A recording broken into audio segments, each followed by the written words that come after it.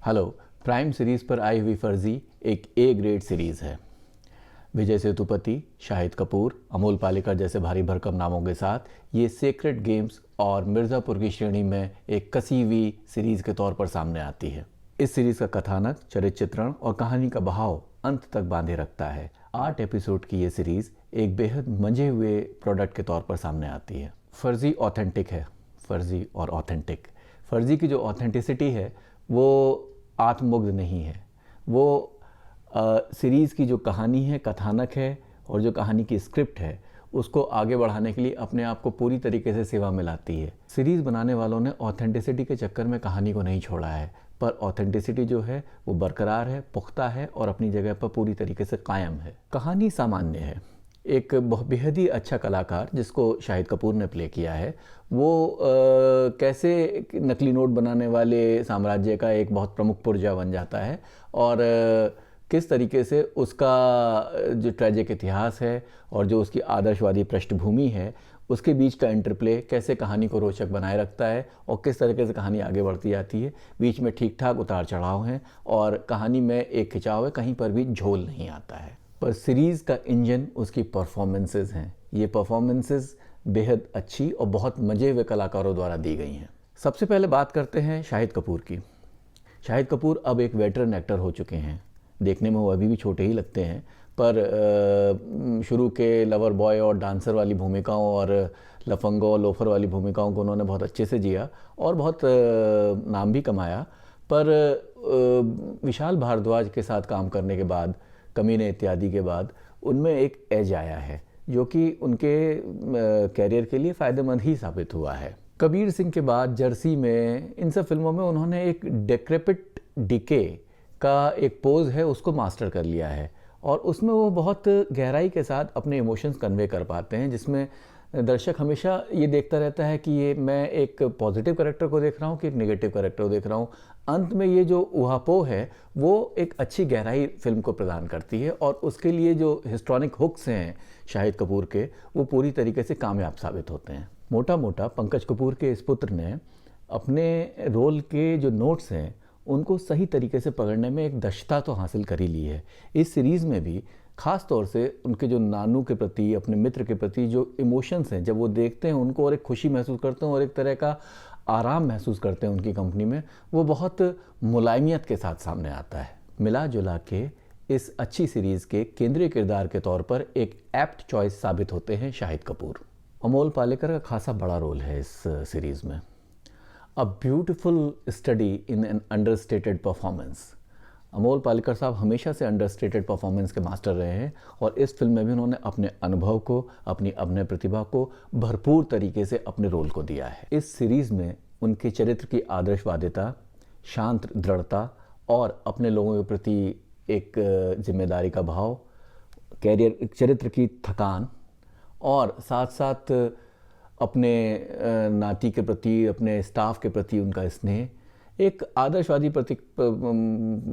एक तरीके का पत्रकार का रोल है उनका, जो कि बड़ा क्लीशेड हो सकता था और अनबिलीवेबल हो सकता था। पर इस सीरीज़ में जो अमोल पालेकर साहब ने इस वज़न भरा है अपने रोल में, वो एक मास्टरफुल परफॉर्मेंस है। अब बात करते हैं इस सीरीज़ के तुरुप के सेतुपति की, विजय सेतुपति। विजय सेतुपति के साथ एक अच्छी बात ये हुई है OTT वगैरह के आने से कि पैन इंडिया अपील उनकी बन चुकी है। लोगों ने उनका जो कैरेक्टर है वो समझ चुके हैं। मोहनलाल और मम्मूट्टी को शायद ये चीज़ें नहीं मिली थी, केरला से थे ऑफकोर्स वो, उन लोगों को ये चीज़ नहीं मिली थी। जो हमारे नॉर्थ के जो दर्शक हैं वो उनकी अपील को पहली बार देख रहे थे और डिकोड करने की कोशिश कर रहे थे, जबकि विजय सेतुपति के साथ और बाकी जो साउथ के आज के स्टार्स हैं, जो RR के स्टार, RRR के जो स्टार्स थे, उन लोगों के साथ ये है कि उनकी अपील के बारे में हिंदी दर्शक और पैन इंडिया दर्शक एक तरीके से उन्हें मालूम है कि ये लोग क्यों महान हैं या क्यों इनकी अपील है क्या। सेतुपति सबवर्जन के मास्टर हैं। वो जो एक कैरेक्टर के साथ जो एक्सपेक्टेशंस होती हैं उन्हें सबवर्ट करके आपको चकाचौंध करने में उनकी एक महारत है। उनका जो स्टाइल है, उनका स्वैग है, वो तो अपनी जगह है ही और बहुत ही पिच परफेक्ट है वो। पर जो मेन चीज़ है उनकी, आप उनको देखते रहते हैं और आप हमेशा इस तरह की उलझन में रहते हैं कि ये व्यक्ति को मैं किस तरीके से देखूं। क्या ये एक अच्छा कैरेक्टर है, क्या एक इविल कैरेक्टर है, क्या एक ग्रे कैरेक्टर है। जो ग्रेनेस के जो वेरियस शेड्स हैं उसके बीच में जैसे वो खेलते हैं, वो अपने आप में एक बहुत महत्वपूर्ण चीज़ है। एक जॉनर सा क्रिएटेड है नेगेटिव कैरेक्टर का या पॉजिटिव कैरेक्टर का, उसमें वो घुसते हैं और उसको सबवर्ट करते हैं और साथ साथ दर्शक की एक्सपेक्टेशन किसी ना किसी तरीके से, एक मिस्टीरियस तरीके से पूरी भी करते हैं। उनकी हिट फिल्मों में उनकी साइकोटिक परफॉर्मेंस तो अब एक तरीके से एक टच स्टोन बन चुकी है। साथ ही साथ वो जब वो दूसरे तरह के रोल्स में भी आते हैं, जैसे इस फिल्म में एक कोमल पिता का रोल भी है उनका, एक कंफ्यूज हस्बैंड का रोल भी है उनका, एक ऐसे बॉस का रोल है जो कि बहुत आदर्शवादी भी है, साथ साथ वो छोटे मोटे कॉम्प्रोमाइज़ अपने काम के लिए कर लेता है। तो ये सब चीज़ें जो हैं कई बार होती हैं, कई फिल्मों में आई हैं इस तरह की चीज़ें, पर जिस तरीके से सेतुपति इंटेलिजेंटली डील करते हैं उसको, उसे देखने में मज़ा आता है, एक क्लास लगती है कि ये आदमी जो है इस रोल को समझ के और अपनी जो उसके अंदर की जो एक कैओटिक एनर्जी है वो इन्फ्यूज़ करके दर्शकों को बहुत एक पुख्ता परफॉर्मेंस देता है, जिसके लिए उनका महत्व है। हिंदी में दर्शकों, हिंदी में खासतौर से आपको याद होगा डेविड डी कंपनी में जो कि सुरेश ओबेरॉय की फिल्म थी, उसमें मोहन लाल साहब को रोल मिला था एक साउथ इंडियन पुलिस कमिश्नर का, और बहुत ज़बरदस्त एक्टिंग की थी उन्होंने।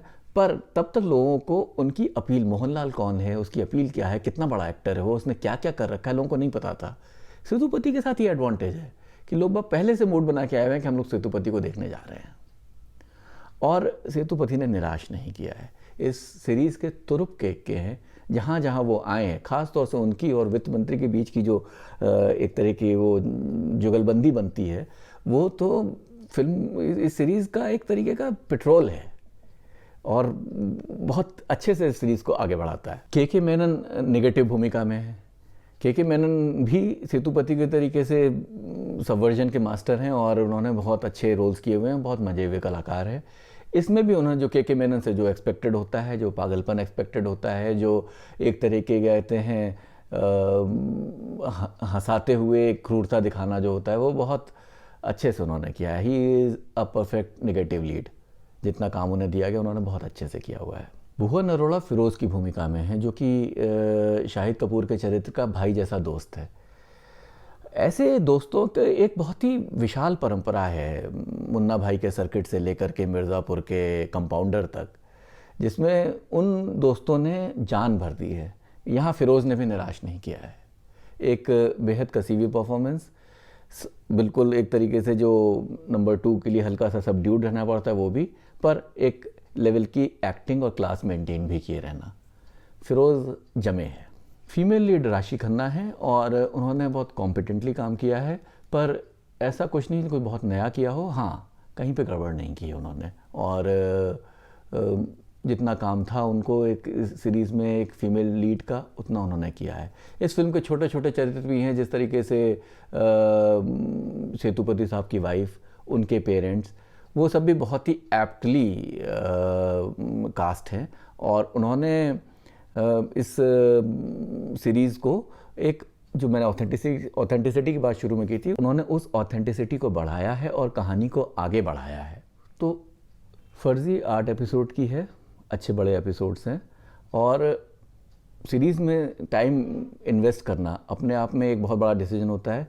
मेरे हिसाब से जो भी इस तरह की सीरीज़ के दर्शक हैं, उन्हें बगैर हिचके हुए इसमें कमिट कर देना चाहिए और इसे देखना चाहिए। बहुत अच्छी निकल के आई है और बहुत अच्छी जा रही है। हाँ, जाते जाते एक बात और, इसमें चेलम सर हैं। चेलम सर जो कि फैमिली मैन में थे और बहुत एक प्रसिद्ध स्पाई मास्टर के तौर पर निकल के आए थे, कैमियो होता था उनका। उनकी अपीयरेंस एक तरीके से यहाँ भी एक यूनिवर्स के क्रिएशन का संकेत देती है प्राइम वीडियो के, तो वो अपने आप में एक अलग रोचक वो है। देखें कहाँ जाती है गाड़ी। बहुत बहुत धन्यवाद मेरे साथ रहने के लिए। मौका लगे तो मेरे चैनल को सब्सक्राइब कीजिएगा और लाइक कीजिएगा। Thank you so much.